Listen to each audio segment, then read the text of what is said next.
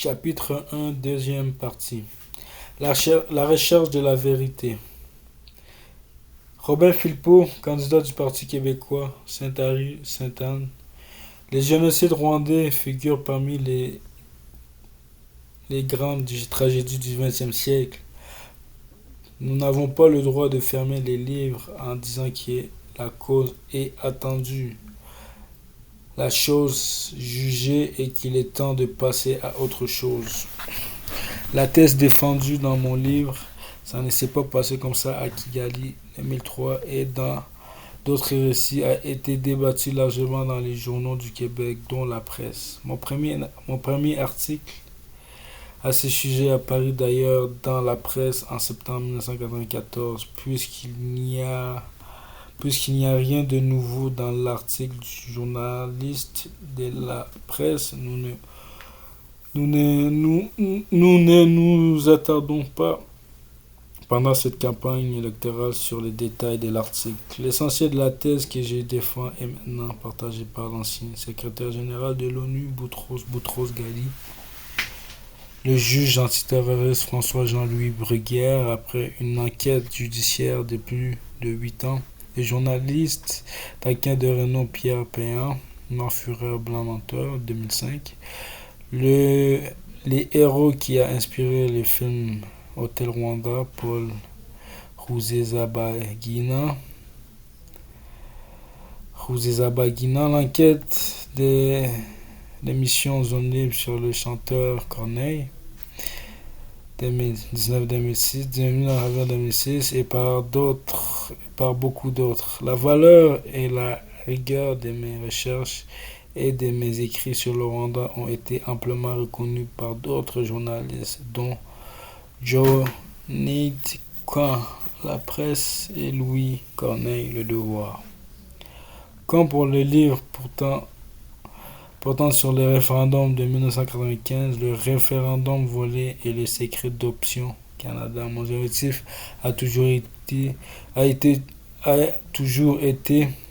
la recherche de la vérité, trop souvent occultée par des barrages de propagande et d'accusations peu ou pas fondées. Pour le Rwanda, pour nos compatriotes québécois originaires de l'Afrique et pour toute l'Afrique, continent mal compris, s'il n'en est, c'est le moins qu'on puisse dire. La manchette de la presse du 8 mars a fait son effet. Les autres médias, surtout les médias officiels, Radio-Canada, RDI, etc., ont suivi servilement la charge sonnée par le clairon de la rue Saint-Jacques. Julie May, Ville Deschênes, nommée Ombudsman de Radio-Canada une semaine plus tard, a remporté la palme du journalisme avec son reportage au téléjournal du soir. Madame l'Ombudsman est entrée en matière en parlant de l'auteur controversé du livre controversé Le secret d'opinion, livre pourtant assez solide pour prouver une enquête judiciaire qui a mis au jour la plus importante fraude électorale de l'histoire du Québec. Elle a ensuite repris à l'écran le titre de la presse comme parole d'évangile. Un candidat du PQ nie les génocides du Rwanda. Un candidat du PQ nie le génocide rwandais. Le procédé illustre bien le but premier de l'opération, discréditer mon travail sur le référendum de 1995 en se servant d'une manchette mensongère sur le génocide rwandais et un livre publié pendant les élections de 1903 et de 2003.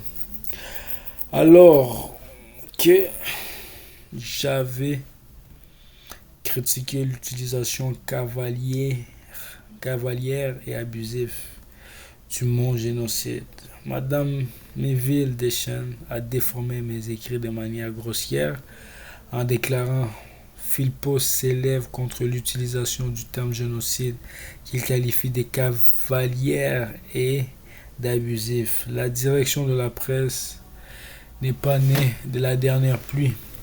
Elle savait que la manchette frappait plus fort si elle était publiée le 8 mars, Journée internationale de la femme, et accompagnée d'une photo tirée de mon livre de 2003 qui montrait le candidat du Parti québécois en train de serrer la main de Jean-Paul Akayuzu, ancien bourgmestre d'une petite commune près de Kigali. Jean-Paul Akayuzu a été condamné à la réclusion à perpétuité pour divers crimes. Injustement, selon plusieurs, dont moi, il purge sa peine à la maison centrale d'arrêt de Bamako, au Mali, où je l'ai rencontré en novembre 2002. Madame la future ombudsman de Radio-Canada a pris le relais de la presse en diffusant une entrevue avec une femme qui aurait été violée 500 fois et d'ajouter en éditorial: rien de tout ça n'ébranle Robin Philpott. Elle aurait dû être nommée caricaturiste, mais comme Ombudsman ne pouvait plus faire de reportages, au moins elle était maintenant hors d'état de nuire. Le viol comme arme de guerre est un crime très grave, comme je l'ai dit haut et fort à Julie Mainville Deschênes, mais cela ne permet pas d'occulter les faits. Si la journaliste de Radio-Canada et la direction de la presse avaient rapporté fidèlement ce qui est écrit dans mon livre, il aurait dit que Jean-Paul Akayuzu n'a jamais été condamné pour viol ni même accusé de ces crimes. Avec un avocat imposé, imposé comme son gré par le tribunal, il a été condamné à la prison à perpétuité au terme d'un procès invraisemblable dans lequel les références au viol n'ont été ajoutées que vers la fin. En fait, elles n'ont été ajoutées qu'après la visite de Hillary Clinton au tribunal pénal international pour le Rwanda en mars 1997 et après son offre de fonds supplémentaires de la part du gouvernement des États-Unis. Cette offre était conditionnelle à ce que des accusations relatives à la violence sexuelle soient incluses dans les actes d'accusation. Lorsqu'on a arrêté Jean-Paul Akayuzu en octobre 1995, son acte d'accusation ne contenait aucune mention de viol.